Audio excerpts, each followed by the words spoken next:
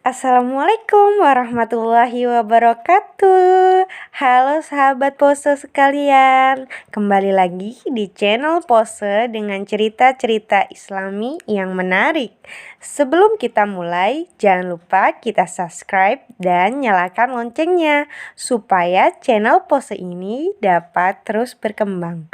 Mari kita hitung yuk. 1, 2, 3. Alhamdulillah, semoga sahabat pose sekalian pahalanya terus bertambah ya. Amin. Oke deh, yuk langsung kita mulai. Sahabat pose, umat muslim di dunia ini pasti sudah tidak asing dengan nama Muhammad Al-Fatih. Ya, betul sekali. Muhammad Al-Fatih adalah salah seorang raja atau sultan di kerajaan Utsmani yang paling terkenal. Ia merupakan sultan ketujuh dalam sejarah Bani Utsmaniyah. Al-Fatih adalah gelar yang melekat pada namanya karena dialah yang bisa menaklukkan kerajaan Romawi Timur yang terkenal sangat kuat. Tidak hanya itu saja, Sultan Muhammad Al-Fatih juga berhasil menaklukkan wilayah-wilayah di Asia, menyatukan kerajaan-kerajaan Anatolia dan wilayah-wilayah Eropa. Dan jasanya yang paling penting adalah berhasil mengadaptasi manajemen kerajaan Bizantium yang telah berkembang ke dalam kerajaan Utsmani. Sahabat pose semua, pasti penasaran bukan? Bagaimana asal-usul sang sultan dan bagaimana strategi beliau sampai bisa menaklukkan Konstantinopel. Karena itu, kali ini Pose akan membahasnya dari Sultan Muhammad kecil sampai wafatnya sang sultan. Yang pertama, karakter pemimpin yang sudah ditanamkan sejak kecil di diri Sultan Muhammad Al-Fatih. Muhammad Al-Fatih lahir pada 27 Rajab 835 Hijriah atau 30 Maret 1432 Masehi di kota Erdin, ibu kota Daulah Utsmaniyah saat itu. Ia adalah putra dari Sultan Murad II yang merupakan raja ke-6 Daulah Utsmaniyah. Sultan Murad II memiliki perhatian yang besar terhadap pendidikan anaknya. Ia menempa buah hatinya agar kelak menjadi seorang pemimpin yang baik dan tangguh. Perhatian tersebut terlihat dari Muhammad kecil yang telah menyelesaikan hafalan Al-Quran 30 juz, belajar hadis-hadis, memahami ilmu fikih, belajar matematika, ilmu falak, dan strategi perang. Selain itu, Muhammad juga mempelajari berbagai bahasa seperti bahasa Arab, Persia, Latin, dan Yunani. Jadi, sahabat pose, tidak heran pada usia 21 tahun, Muhammad sangat lancar berbahasa Arab, Turki, Persia, Ibrani, Latin, dan Yunani. Luar biasa sekali bukan?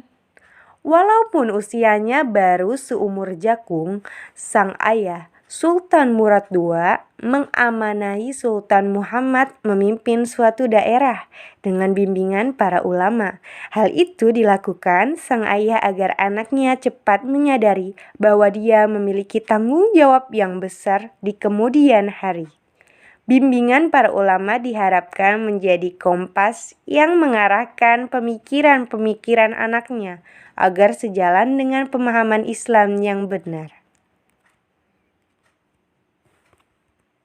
Yang kedua, Sultan Al-Fatih menjadi penguasa Utsmani. Sultan Muhammad Al-Fatih diangkat menjadi Khalifah Utsmaniyah pada tanggal 5 Muharram 855 Hijriah atau sama dengan 7 Februari 1451 Masehi. Program besar yang langsung ia canangkan ketika diaktifkan sebagai khalifah adalah menaklukkan Konstantinopel. Langkah pertama yang Sultan Muhammad lakukan untuk mewujudkan cita-citanya adalah melakukan kebijakan militer dan politik luar negeri yang strategis. Ia memperbarui perjanjian dan kesepakatan yang telah terjalin dengan negara-negara tetangga dan sekutu-sekutu militernya. Pengaturan ulang perjanjian tersebut bertujuan untuk menghilangkan pengaruh kerajaan Bizantium Romawi di wilayah-wilayah tetangga Utsmaniyah, baik secara politik maupun militer. Yang ketiga, Muhammad Al-Fatih menaklukkan Bizantium. Sultan Muhammad juga telah menyiapkan lebih dari 4 juta prajurit yang akan mengepung Konstantinopel dari darat. Pada saat mengepung benteng Bizantium, banyak pasukan Utsmani yang gugur karena kuatnya pertahanan benteng tersebut. Pengepungan yang berlangsung tidak kurang dari 50 hari itu benar-benar menguji kesabaran pasukan Utsmani, menguras tenaga, pikiran, dan perbekalan mereka. Pertahanan yang tangguh dari kerajaan besar Romawi ini terlihat sejak awal. Sebelum musuh mencapai benteng mereka, Bizantium telah memagari laut mereka dengan rantai yang membentang di semenanjung tanduk emas. Tidak mungkin bisa memasuki benteng Bizantium kecuali dengan melewati rantai tersebut. Akhirnya, Sultan Muhammad menemukan ide yang ia anggap merupakan satu-satunya cara agar bisa melewati pagar tersebut. Sultan Muhammad melakukannya dengan cara yang lebih cerdik lagi. Ia membawa 70 kapalnya mengelilingi Galata lalu menuju ke Teluk Tanduk Emas setelah meminyaki batang-batang kayu. Hal itu dilakukan dalam waktu yang sangat singkat, bahkan tidak sampai 1 malam. Karena aksi tersebut, di pagi hari Bizantium kaget bukan kepalang. Mereka sama sekali tidak mengira bahwa Sultan Muhammad dan pasukannya melintasi kapal-kapal mereka melewati jalur darat. Peperangan dahsyat pun terjadi. Benteng yang tak tersentuh sebagai simbol kekuatan Bizantium itu akhirnya diserang oleh para pasukan tentara Sultan Muhammad Al-Fatih yang merupakan orang-orang yang tidak takut akan kematian. Akhirnya berkat seluruh usaha, keberanian, dan kesabaran, kerajaan besar yang berumur 11 abad itu jatuh ke tangan kaum muslimin. Peperangan besar itu mengakibatkan 265.000 pasukan Islam gugur pada tanggal 20 Jumadil Awal 807 Hijriah bersamaan dengan 29 Mei 1453 Masehi. Sultan Muhammad memasuki kota Konstantinopel, dan sejak saat itu ia dikenal dengan nama Sultan Muhammad Al-Fatih, sang penakluk Konstantinopel. Setelah berhasil menaklukkan Konstantinopel, ia memasuki kota Konstantinopel dan menuju gereja Hagia Sophia. Ia menemui rakyat yang berlindung dari perang dan mengatakan bahwa mereka adalah bagian dari kami. Mereka dibebaskan hidup menurut keyakinannya masing-masing. Dan Sultan Muhammad Al-Fatih juga memerintahkan menggantinya dengan masjid.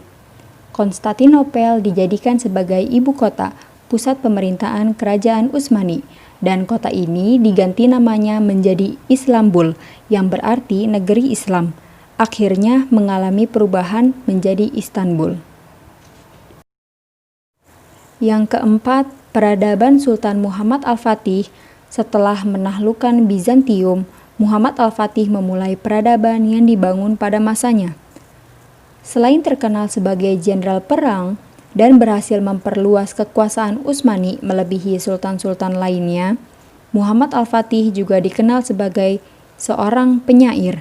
Ia memiliki diwan atau kumpulan syair yang ia buat sendiri.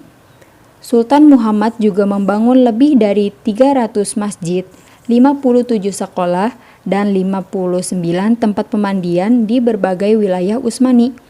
Peninggalannya yang paling terkenal adalah Masjid Sultan Muhammad II dan Jami Abu Ayyub Al-Ansori. Yang terakhir, wafatnya sang penakluk Konstantinopel. Pada bulan Rabiul Awal tahun 886 Hijriah atau 1481 Masehi, Sultan Muhammad Al-Fatih pergi dari Istanbul untuk berjihad. Padahal ia sedang dalam kondisi tidak sehat. Di tengah perjalanan, sakit yang ia derita kian parah dan semakin berat ia rasakan. Dokter pun didatangkan untuk mengobatinya. Namun, dokter dan obat tidak lagi bermanfaat bagi Sultan. Ia pun wafat di tengah pasukannya pada hari Kamis, tanggal 4 Rabiul Awal 886 Hijriah atau 3 Mei 1481 Masehi. Saat itu, Sultan Muhammad berusia 52 tahun dan telah memimpin Konstantinopel selama 31 tahun. Ada yang menyatakan wafatnya Sultan Muhammad Al-Fatih karena diracuni oleh dokter pintar Yakub Basyah. Allahu a'lam. Tidak ada keterangan yang bisa dijadikan sandaran kemanapun. Sultan Muhammad Al-Fatih hanya membawa pasukannya. Ada yang mengucapkan beliau menuju Italia untuk menaklukkan Roma, dan ada juga yang mengucapkan kata-kata menuju Prancis atau Spanyol. Sebelum wafat, Muhammad Al-Fatih mewasiatkan kepada putra dan penerus tahtanya, Sultan Bayazid II, agar senantiasa dekat dengan para ulama, pajak adil, tidak tertipu dengan harta, dan benar-benar memelihara agama baik untuk pribadi, masyarakat, dan kerajaan. Sahabat puasa semua, semoga sajian episode kali ini memperkaya pengetahuan kita akan sejarah Islami. Sekian dulu dari kami tanpa maksud menggurui. Akhirul kalam, wassalamualaikum warahmatullahi wabarakatuh.